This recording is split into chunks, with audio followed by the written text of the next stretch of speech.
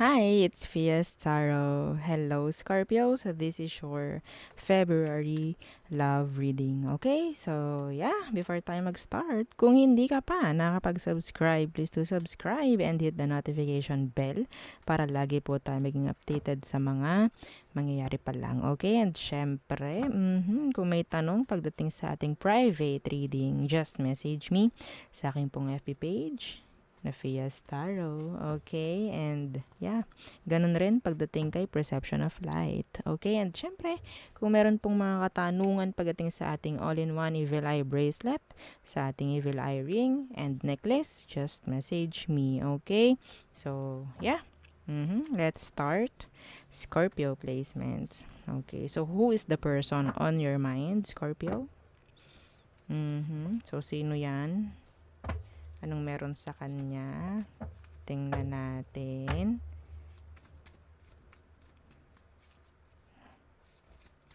Okay, anong meron sa person mo? The Four of Pentacles, Universe, pwedeng Earth sign. Taurus, Virgo, and Capricorn. Okay, what's with the Four of Pentacles, Universe, the Justice, Universe? Some of you, ginamit ka lang nito. Pera. Okay? Specific yun, hindi yun para sa lahat, ha? Okay? Yung iba sa inyo, hindi lang talaga naging patas sa'yo tong taong to. Yung iba naman, binitawan ka niya dahil alam niyang mali ang relasyon nyo. Okay? Yeah, nakukonsensya kasi siya. Okay, so tingnan natin. Anong meron pagdating sa situation ninyong dalawa? Ano bang meron? The Queen of Swords Universe, pwedeng Libra. Yan, lakas ng Libra dito, ha? Justice and Queen of Swords Universe. And yeah, meron ditong gumagawa ng Itong person mo, Scorpio, pwedeng meron siyang someone else. Okay? Meron siyang talagang, or pwedeng kayo yung totoo, pero may iba. Yes. Okay? Someone younger. Someone younger. Okay, kahit wala dito yung Three of Swords, may energy dito nun.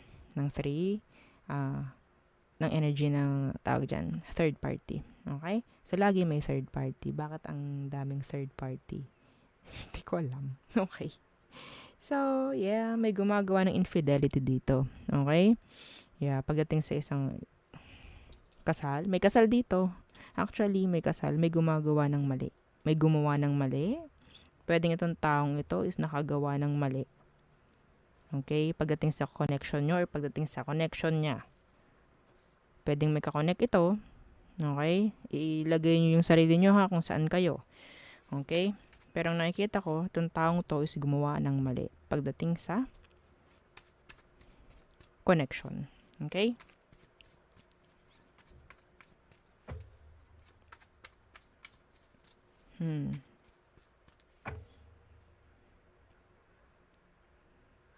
Pwedeng umalis siya kasi na-consent siya.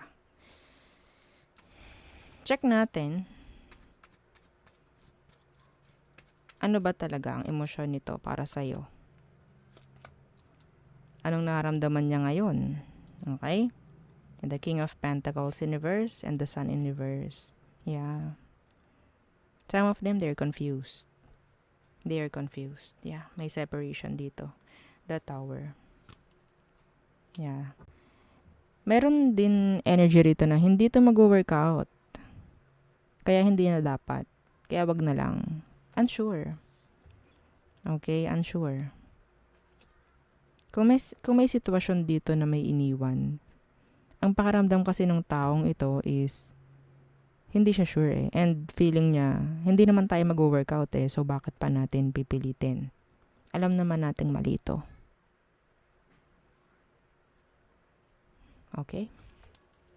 So, what's their next action ngayong February towards your situation? So, yeah, hindi malayong umalis to sa connection. Ikaw ang inalisan, Scorpio. Okay, so tingnan natin.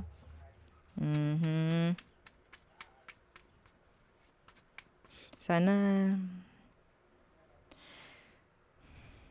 sana nag-end na nga, no? Sana nag-end na nga kasi nakakuha ko rito, may patuloy pa rito. May patuloy pa rin.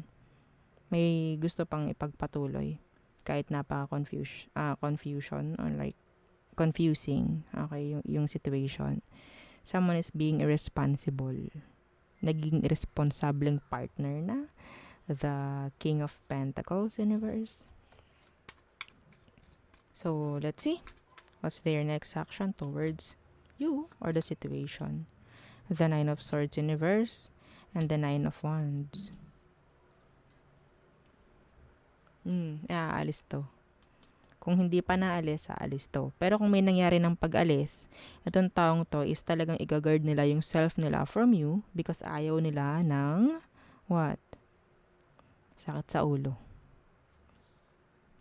Ayaw nila mag-iyak, ayaw nila masaktan, ayaw nila mag-isip. Ina-avoid nila yung sarili nila sa ganitong situation because they know, okay, na mali. Mali talaga. Yeah. Okay? Mayroon ditong tatlong tao. King and Queen of Pentacles and the Queen of Swords. See? Meron ditong pares. Pero, yeah.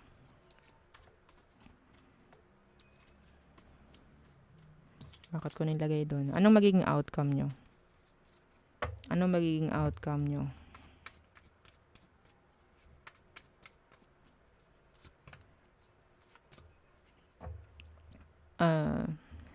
Idadagdag ko pa, no? Itong taong to,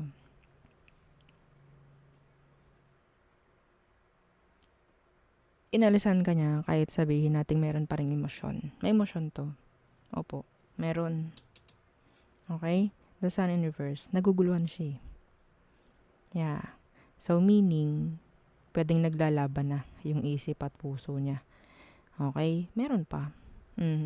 Kahit alam niya na walang kasiguraduhan yung magiging action niya. Yung magiging gagawin niya, magiging decision niya sa paglayo. Ginawa pa rin niya. Okay? So, yeah. Anong outcome? The Five of Cups.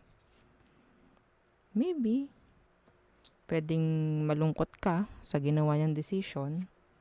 Yeah, the Page of Cups in reverse. Kasi, yun nga pwedeng, ang magiging outcome nyo is pwedeng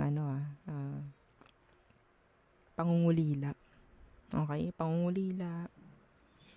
Pangangailangan, parang ganyan. Yeah, see, the Ten of Cups in reverse. Pwedeng nagdudulot ito sa'yo ng sobrang kalungkutan ngayon, Scorpio. Pwede. Iba sa inyo, naging matagal kayong magkarelasyon nito. Yeah. May pair. So, andito yung pair ng Queen. Naging matagal kayong magkarelasyon ng taong to. Pero, yun nga, hindi pwede.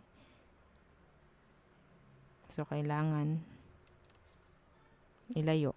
Kailangan umalis. The Nine of Cups in reverse. This is, unfulfilled wish. Unfulfilled dreams. No? Pagdating sa kanya.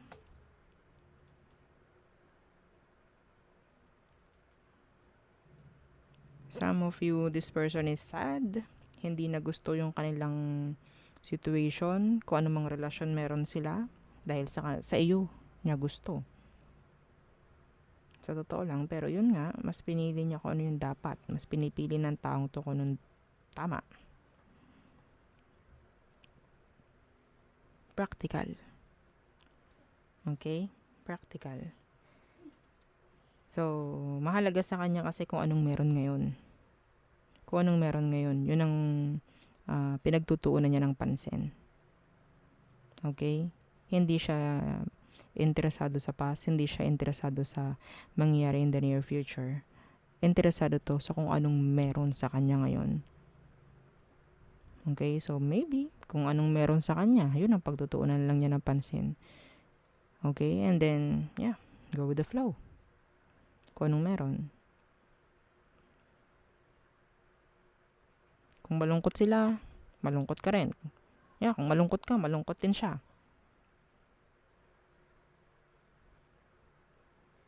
Kamukha to ng energy ng reading ng collective. Yung ngayon ko lang ginawa. Yung kanina lang. Yung kasabayan nito. Katulad niya. Yeah. Minanifest niya to eh. Minanifest mo, minanifest niya. Parang ganyan. Okay? So, tayo tumungo sa all signs. Aries through Pisces. Okay.